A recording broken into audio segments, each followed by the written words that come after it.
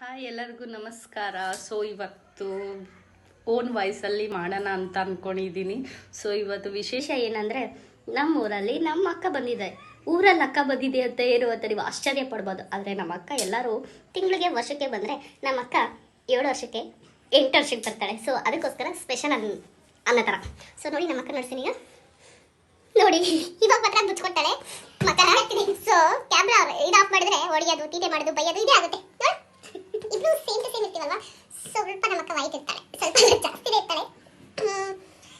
ನೀವೇ ಹೇಳಿ, ಸ್ವಲ್ಪ ಮೂಗ್ ಸ್ವಲ್ಪ ಇದಾಗಿದೆಲ್ಲ.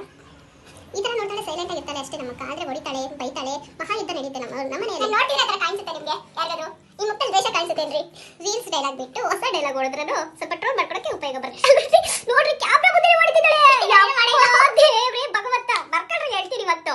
ಕ್ಯಾಮ್ರಾ ಮುಂದೆ ಅಕ್ಕ ತೆಂಗಿ ನೋಡಿತಾ ಇದ್ದಾಳೆ ಅಂದ್ರೆ ಕ್ಯಾಮ್ರಾ ಆಫ್ ಮಾಡಿ ಯಾವ ಥರ ಹೊಡಿತಾಳೆ ಹೇಳಿ. ಕನ್ನಡ ಬರ್ತಿಲ್ಲ ಅಷ್ಟೇ ನನಗೆ, ಇಲ್ಲಾಂದ್ರೆ ಬೈದಾಗ್ಬಿಡ್ತಿದ್ದೆ. ನೋಡಿ ನಿಮ್ಮ ಮನೆಯಲ್ಲೂ ಇದೇ ಥರ ಹಿಂಸೆ ಕೊಡ್ತಾರ ಯಾರಾದರೂ? ಪಾಪ ಈ ಪ್ರಾಣಿ ಜೊತೆ ಯಾರು ಮಾತಾಡ್ತಾರೋ ಏನೋ ಗೊತ್ತಿಲ್ಲ, ಅದೆಂತ ಹಿಂಸೆ ಅನುಭವಿಸ್ತೀರ. ನಾವೇ ನನ್ನ ಕೈಲಾದ್ರೆ ಇರೋಕ್ಕಾಗಲ್ಲ. ಯಾವನು ಹೊಡಿಯೋದು ಗಿಚ್ಚೋದು ಬೈದೆಲ್ಲ ಮಾಡ್ತಿರ್ತೀನಿ. ನೋಡಿ 24 ಗಂಟೆ ನೋಡಿ ಏನು ನೋಡ್ದ. ಮತ್ತೆ ಏನಾದರೂ ಒಂದು ಹೇಳಿ ಹಾಯ್ ಅಂತ ಹೇಳಿ ನನ್ನ ಫ್ರೆಂಡ್ಸ್ಗೆ. Hi, hello, how are you ಅಷ್ಟೇ.